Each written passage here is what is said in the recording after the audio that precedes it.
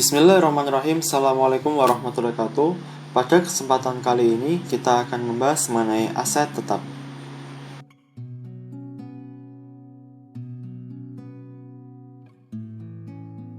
Terdapat dua sub materi yang akan kita bahas pada video kali ini. Yang pertama, penilaian aset tetap. Yang kedua, akuisisi dan penghapusan aset tetap.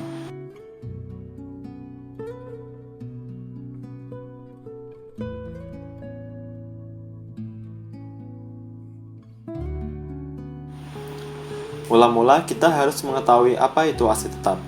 Aset tetap merupakan aset yang memiliki sifat tahan lama atau lebih dari 1 tahun. Lalu ada 3 karakteristik untuk aset tetap itu sendiri. Yang pertama, digunakan dalam operasi dan bukan untuk dijual. Contohnya, misalkan perusahaan A memiliki mobil. Ketika mobil itu digunakan untuk operasional, maka itu akan dianggap sebagai aset tetap.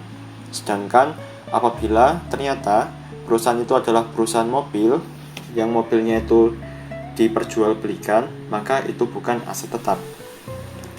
Lalu yang kedua adalah bersifat jangka panjang dan biasanya disusutkan. Kemudian yang terakhir memiliki substansi fisik. Contoh dari aset tetap itu sendiri, 1. Tanah, 2. Bangunan, 3. Peralatan.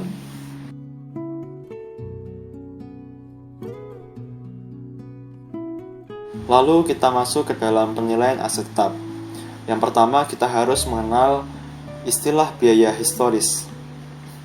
Biaya historis adalah mengukur kas atau harga secara kas untuk memperoleh aset dan membawanya ke lokasi dan kondisi yang diperlukan untuk tujuan penggunanya. Secara umum, biaya itu termasuk harga pembelian, termasuk biaya masuk dan pajak pembelian yang tidak dapat dikembalikan, dikurangi diskon perdagangan dan rabat, dan juga biaya yang dapat diatribusikan untuk membawa aset ke lokasi dan kondisi yang diperlukan untuk digunakan dengan cara yang dimaksudkan oleh perusahaan.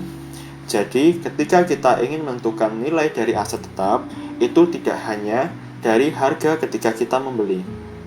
Akan tetapi, mulai dari awal kita membeli barang hingga barang tersebut bisa digunakan oleh perusahaan. Jadi, seluruh rangkaian dalam kita mengorbankan hal apapun untuk menggunakan aset tetap tersebut.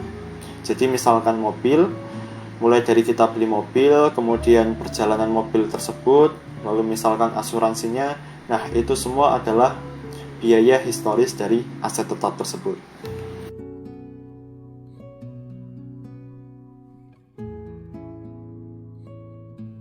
Kemudian terkait dengan metodenya, perusahaan menilai properti, pabrik, dan peralatan atau aset tetap di periode berikutnya dengan menggunakan metode biaya atau metode nilai wajar, revaluasi. Jadi, dari waktu ke waktu, pastinya nilai dari suatu aset tetap akan mengalami penurunan atau kenaikan. Oleh karenanya, kita bisa menggunakan dua metode ini, metode biaya dan juga metode nilai wajar.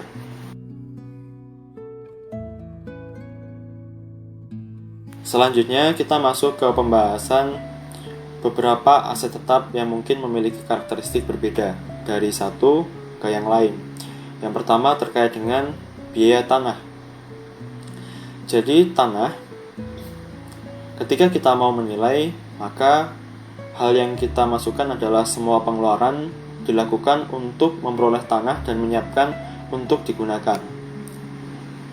Biaya tanah tersebut biasanya meliputi harga pembelian, biaya penutupan, seperti hak atas tanah, biaya pengacara, dan biaya pencatatan. Lalu biaya penilaian, pengisian, pengeringan, dan pembersihan. Lalu asumsi hak gadai, hipotek, atau sitaan apapun atas properti, dan perbaikan lahan tambahan yang memiliki umur tidak terbatas. Jadi, mulai dari kita membeli tanah hingga tanah tersebut bisa digunakan.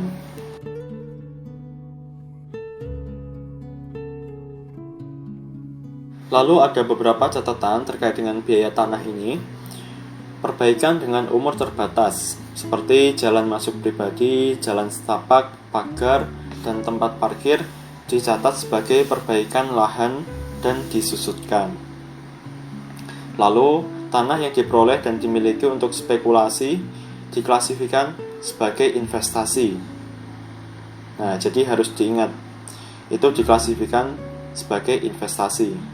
Lalu yang ketiga, tanah yang dimiliki oleh perusahaan real estate untuk dijual kembali harus diklasifikasikan sebagai persediaan, karena nantinya akan digunakan untuk jual beli.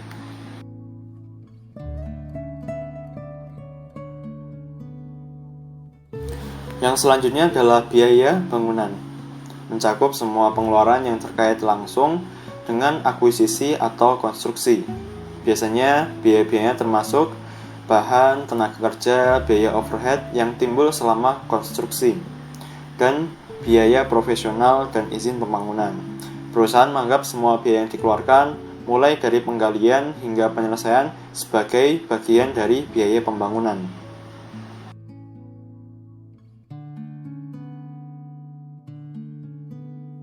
Lalu ada biaya peralatan. Untuk biaya peralatan sendiri adalah semua pengeluaran yang terjadi dalam memperoleh peralatan dan menyiapkan untuk digunakan.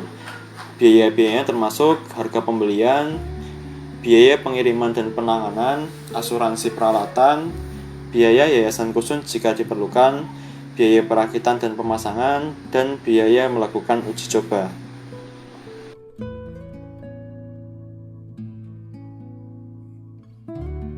Lalu yang terakhir adalah aset yang dibangun sendiri.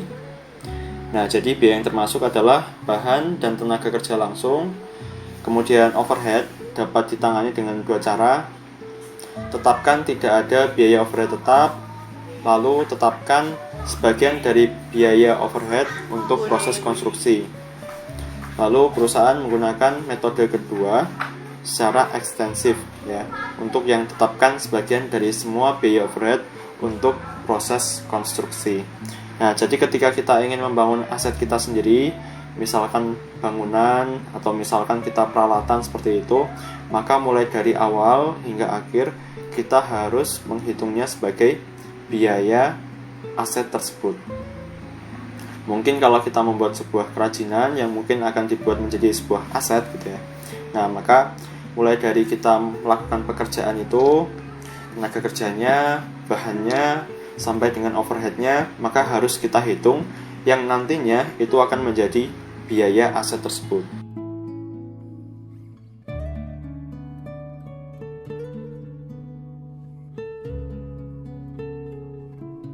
Selanjutnya, ketika kita mengakuisisi, penilaian yang harus kita lakukan adalah perusahaan harus mencatat properti, pabrik, dan peralatan atau aset tetap pada nilai wajar dari apa yang mereka serahkan atau pada nilai wajar aset yang diterima.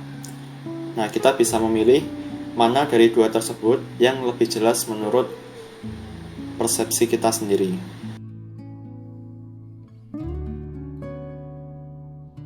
Lalu ada beberapa istilah yang biasanya kita gunakan di dalam transaksi aset tetap. Pertama, diskon tunai, diskon untuk pembayaran cepat, kemudian ada kontrak pembayaran ditangguhkan, aset yang dibeli dengan kontrak kredit jangka panjang dinilai pada nilai sekarang dari imbalan yang dipertukarkan. Kemudian ada pembelian lump sum, mengalokasikan total biaya di antara berbagai aset berdasarkan nilai pasar wajar relatifnya. Lalu ada penerbitan saham, harga pasar dari saham yang diterbitkan merupakan indikasi yang adil dari biaya properti yang diperoleh.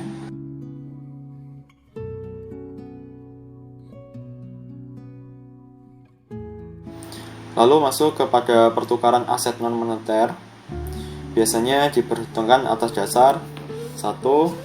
Nilai wajar dari aset yang diserahkan atau nilai wajar dari aset yang diterima. Bisa dipilih mana yang lebih jelas. Lalu perusahaan harus segera mengakui keuntungan atau kerugian di bursa ketika transaksi tersebut memiliki substansi komersial.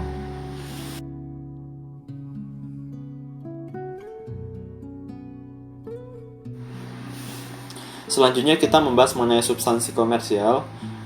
Jadi, bursa memiliki substansi komersial jika arus kas masa depan berubah sebagai akibat dari transaksi. Artinya, jika posisi ekonomi kedua belah pihak berubah, maka transaksi tersebut memiliki substansi komersial. Nah, dari dua tipe exchange atau dua tipe pertukaran itu akan memiliki arahan akuntansi yang berbeda.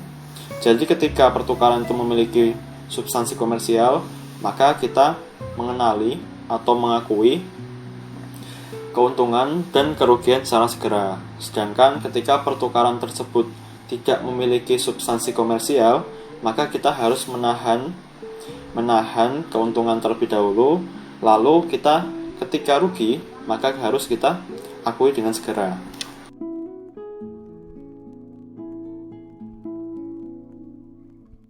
Oke, kita masuk. Nah, ketika kita melakukan pertukaran, lalu situasinya rugi, perusahaan segera mengakui kerugian apakah pertukaran tersebut memiliki substansi komersial atau tidak. Rasionalnya, perusahaan tidak boleh menilai aset lebih dari harga secara kas mereka. Jika kerugian ditangguhkan, aset akan dilebih-lebihkan. Maka dari itu, kerugian tidak boleh ditangguhkan, jadi harus diakui dengan segera.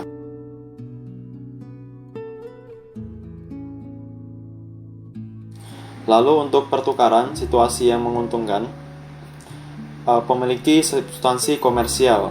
Nah, jadi konteksnya pertukaran ini memiliki substansi komersial. Perusahaan biasanya mencatat biaya aset non-moneter yang diperoleh dengan imbalan aset non-moneter lainnya sebesar nilai wajar aset yang diserahkan dan segera mengakui keuntungannya. Nah, tapi kalau misalkan tidak memiliki substansi komersial, maka keuntungan tersebut harus ditangguhkan.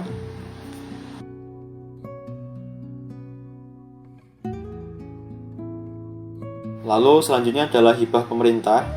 Hibah pemerintah adalah bantuan yang diterima dari pemerintah dalam bentuk penyerahan sumber daya kepada perusahaan dengan imbalan pemenuhan syarat tertentu di masa lalu atau masa depan yang berkaitan dengan kegiatan operasional perusahaan.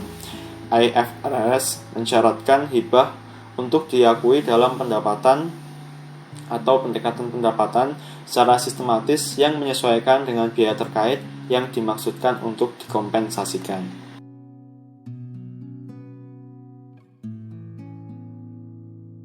Selanjutnya kita masuk ke biaya setelah ada akuisisi.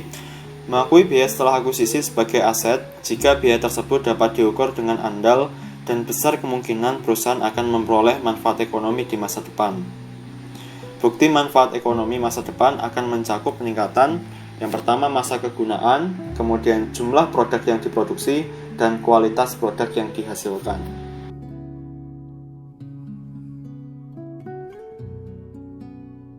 Kita yang terakhir adalah penghapusan aset tetap. Jadi perusahaan dapat menghentikan aset pabrik secara sukarela atau melepaskannya dengan penjualan, bertukar, konversi yang tidak disengaja, atau pengabaian. Penyusutan harus dilakukan sampai dengan tanggal pelepasan. Jadi untuk aset-aset yang ada dalam perusahaan itu bisa dihapuskan. Bisa mulai dari penjualan, bertukar, konversi, atau pengabaian. Baiklah, terima kasih sudah menyimak video pada kesempatan kali ini. Semoga bermanfaat. Saya akhiri. Wassalamualaikum warahmatullahi wabarakatuh.